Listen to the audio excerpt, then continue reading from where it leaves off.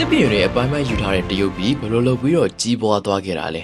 ကျွန်တော်တို့နဲ့နယ်နိမိတ်ချင်းအရှေ့ကြီးထိစပ်နေတဲ့တရုတ်နဂါးကြီးရဲ့ပြည်သူတွေဟာတစ်ချိန်လုံးကသူ့နိုင်ငံထဲမှာတော့သူလွတ်လပ်သွားခွင့်မရခဲ့ဘူးဆိုရင်ရောမလားလွန်ခဲ့တဲ့နှစ်တရာခန့်ကအလွန်တရုတ်ပြည်ကိုကြည့်မယ်ဆိုလို့ရှိရင်တော့ဒါဟာကမ္ဘာအားအနည်းဆုံးအစင်းရဲဆုံးနိုင်ငံတစ်ခုပါကိုယ်နိုင်ငံတွေကပန်းချံတွေကိုဝင်ခွင့်တောင်ကိုယ်နိုင်ငံသားတွေမရခဲ့တဲ့အချိန်မျိုးပေါ့စစ်ပြေတွေကလည်းနောက်အနာဂတ်50ခုနှစ်လောက်စာကိုပါကြိုပြီးတော့အခွန်တွေကိုအသင်းချက်ကောက်ခံခဲ့ပါတယ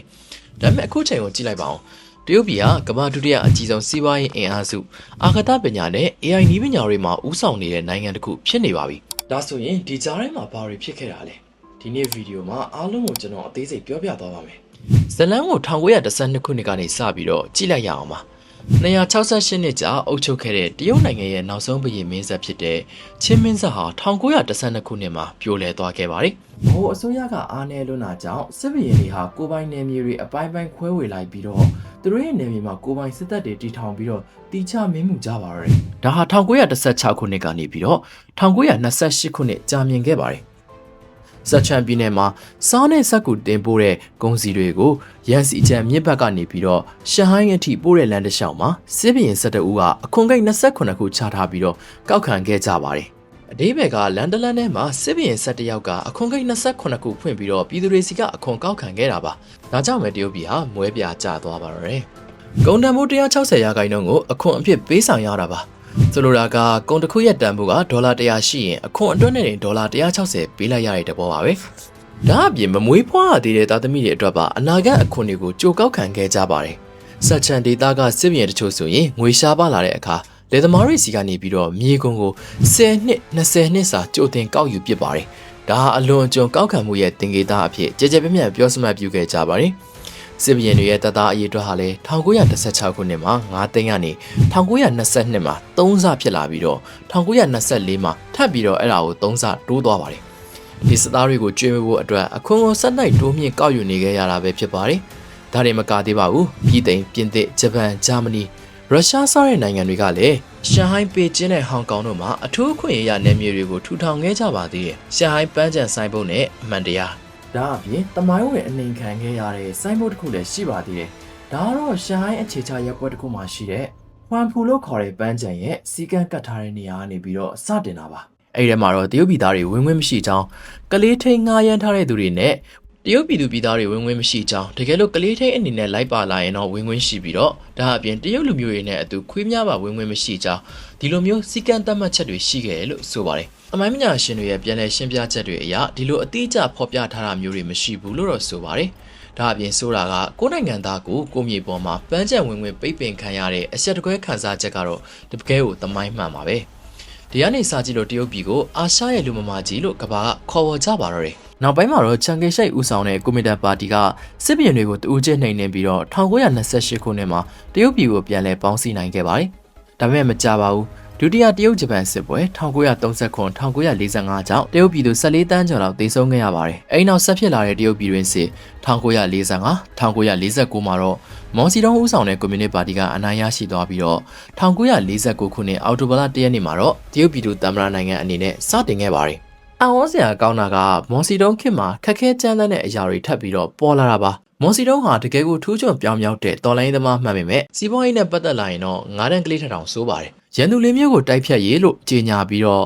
့စာကလေးစစ်စင်ရေးစားတာတွေကို1958-1962ကာလတွေမှာကြေညာပစ်ပါတယ်။မော်စီတုံးကရန်သူလေးမျိုးတိုက်ဖြတ်ရေးစီမံကိန်းကိုစတင်လိုက်တဲ့နောက်မှာတော့ကြွက်ရင်ကောင်ခုံကောင်ပြီးတော့စာကလေးတွေကိုပြစ်မှတ်အနေနဲ့တိုက်ခိုက်စေပါတယ်။စာကလေးတွေကကောက်ပဲသီးနှံတွေကိုယူဆလို့ဆိုပြီးတော့ယူဆခဲ့ကြလို့ပါဘလို့တိုက်ဖြတ်ခဲ့တဲ့ဆိုရင်တရုတ်နိုင်ငံတနိုင်ငံလုံးကပြည်သူတွေအားလုံးကလက်ခုပ်တွေတီးအိုးခွက်တွေတီးပြီးတော့စူးစူးညံညံဆက်တိုက်ဖြစ်ပေါ်စီပါတယ်။စာကလေးတွေလည်းစူညံတန်ကြောင့်အနားယူဖို့စဉ်းသက်လို့မရတော့ဘဲနဲ့ပြန်တန်းနေနေပဲအလွန်မင်းပင်ပန်းပြီးတော့တိတ်ဆုံးကုန်ကြပါတယ်။စံတန်းနဲ့ချီတဲ့စာကလေးတွေတိတ်ဆုံးသွားခဲ့ပါတယ်။ဒါပေမဲ့ထူးဆန်းတာကစာကလေးတွေကုန်ခန်းသွားတဲ့နောက်မှာတော့ကျိုင်းကောင်တဲ့ပိုးမွားတွေကိုတဘာဝတိုင်းထိန်းချုပ်မဲ့တားရဲမရှိတော့တဲ့အတွက်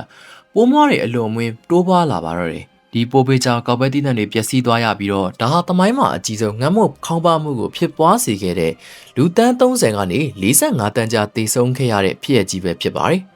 ဆက်ပြီးတော့ဆိုးလာတာကတော့ယဉ်ကျေးမှုတော်လှန်ရေး1966-1986ပါပဲ။ ပြင်ဘက်တွေကိုအရင်ရှင်လို့ဆွဆွဲပြီးတော့ပညာရှင်တွေဆရာတွေနဲ့ရိုးရရင်ကျေးမှုတွေကိုဖျက်ဆီးပစ်ကြပါတယ်။ဒါကြောင့်1986ခုနှစ်မှာဒီလိုနဲ့ပဲတိုင်းပြည်ဟာစီစီညံ့ညံ့ကြေးသွားခဲ့ပါတယ်။1986ခုနှစ်မော်စီတုံးကွယ်လွန်ချိန်မှာတော့တရုတ်ပြည်ဟာကမ္ဘာအစင်းရဲဆုံးနိုင်ငံတွေထဲမှာဆက်လက်ရှိနေဆဲပဲဖြစ်ပါတယ်။မော်စီတုံးကွယ်လွန်ပြီးတဲ့နောက်မှာတော့တိန့်ရှောင်ဖိန်ဟာအာဏာရလာပါတယ်။သူရဲ့အကျော်ကြားဆုံးသောစကားပြောပုံကတော့ကြောင်ဟာအဖြူဖြစ်ဖြစ်အနက်ဖြစ်ဖြစ်ကြွက်ကိုဖမ်းနိုင်ရင်ကောင်းတဲ့ကြောင်ပဲလို့ဆိုလိုတာပါ။အော်ဆရာကောင်းတာကတိတ်ဆောင်ပင်ကိုယ်တိုင်လည်းယဉ်ကျေးမှုတော်လှန်ရေးကာလတစ်လျှောက်လုံးအရင်ရှင်လမ်းကြောင်းသမားလို့ဆွဆွဲခံရပြီးတော့ယာထုကနေပြီးတော့ဖယ်ရှားခံခဲ့ရမှုပါတယ်။ဒီကိုရေးအတွေ့အကြုံကြောင့်ပဲသူဟာအယူဝါဒထက်လက်တွေ့ကျတဲ့ရက်လက်ကိုပို့ပြီးတော့ဦးစားပေးလာခဲ့တယ်လို့ဆိုရမှာပါ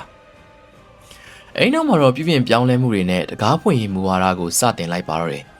အထူးသဖြင့်စီးပွားရေးဆောင်တွေဖြစ်တဲ့ရှန်ကျန်းလိုငါးဖမ်းရွာလေးတစ်ရွာကိုနိုင်ငံခြားရင်းနှီးမြှုပ်နှံမှုတွေလက်ခံနိုင်တဲ့အထူးဆောင်အဖြစ်ပြောင်းလဲပြစ်နိုင်ခဲ့ပါတယ်။ဒါအပြင်စိုက်ပျိုးရေးပြုပြင်ပြောင်းလဲမှုစုပေါင်းလုပ်ငန်းစနစ်ကိုဖျက်သိမ်းပြီးတော့အိမ်အောင်စုတာဝန်ခံစနစ်အနေနဲ့ကျင့်သုံးခဲ့တာကြောင့်စိုက်ပျိုးရေးအတွက်ထောက်ကုန်တွေဟာပို့ပြီးတော့တိုးတက်လာခဲ့ပါတယ်။ရှန်ကျန်းရဲ့မယုံနိုင်စရာကောင်းလောက်အောင်ကြီးထွားနှုန်းဟာ1989ခုနှစ်တုန်းကလူဦးရေ3000လောက်ပဲရှိတဲ့ရွာလေးကအခုချိန်မှာတော့လူဦးရေ18တန်းကျော်ရှိတဲ့ကမ္ဘာစူပါမြို့ကြီးတစ်မြို့ဖြစ်လာခဲ့ပါပြီ။ဒါဟာ45နှစ်အတွင်းအဆ900ကျော်ကြီးထွားလာခဲ့တာပါ။ကမ္ဘာစက်ရုံကြီးခေတ်1990ခုနှစ်ကနေ2010ခုနှစ်အတွင်းတရုတ်ပြည်ရဲ့စီးပွားကြီးထွားနှုန်းဟာပြင်းပြအဖြစ်10%ကျော်တောင်ဆက်တိုက်တက်လာခဲ့ပါတယ်။2000ခုနှစ်မှာတော့ကမ္ဘာကုန်သွယ်ဖွံ့ဖြိုးရေး WTO ထဲကိုဝင်ရောက်ခဲ့ပါတယ်။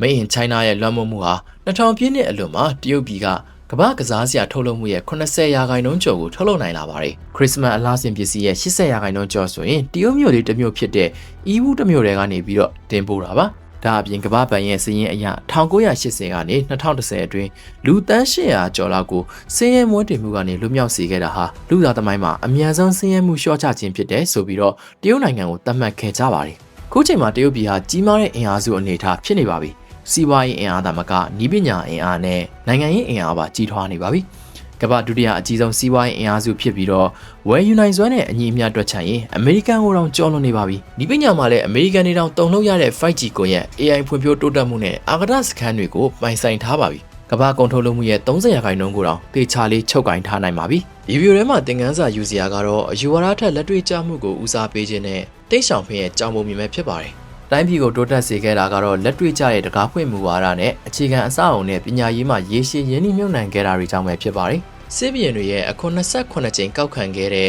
1910ခုနှစ်ကနေပန်းချန်ဆိုင်ဘုတ်ရဲ့အရှက်ရစရာအဖြစ်အပျက်တွေဟာစာတင်ခန်းထဲမှာကလေးတွေကိုအခုချိန်ထိပြန်လည်သင်ကြားပေးနေပြီးတော့စာကလေးတွေကိုတိုက်ထုတ်ခဲ့တဲ့ကိစ္စလိုမျိုးမူဝါဒအမှားတွေထပ်မဖြစ်လာအောင်လို့တရုတ်နိုင်ငံဟာစနစ်တကျပြင်ဆင်နေပါပြီ။အခုကြည့်နေတဲ့သူတွေရောဘယ်လိုထင်ကြလဲ။တခြားမဖွင့်ဖြိုးသေးတဲ့နိုင်ငံတွေကရောအခုလိုပြောင်းလဲတိုးတက်မှုတွေကိုတူပနိုင်မယ်ထင်လား။ဒါမှမဟုတ်တရုတ်နိုင်ငံကပဲဒီလိုအမြင်မြန်တိုးတက်နိုင်အောင်လို့တော်လုံးနေခဲ့တာလား။ comment မှာပြောသားပေးခဲ့ပါအောင်နော်။ကျွန်တော်ရဲ့ channel လေးကိုလည်း subscribe လုပ်ပေးထားပါအောင်နောက်ထပ်ဗီဒီယိုတွေမှာထပ်တွေ့ကြပါမယ်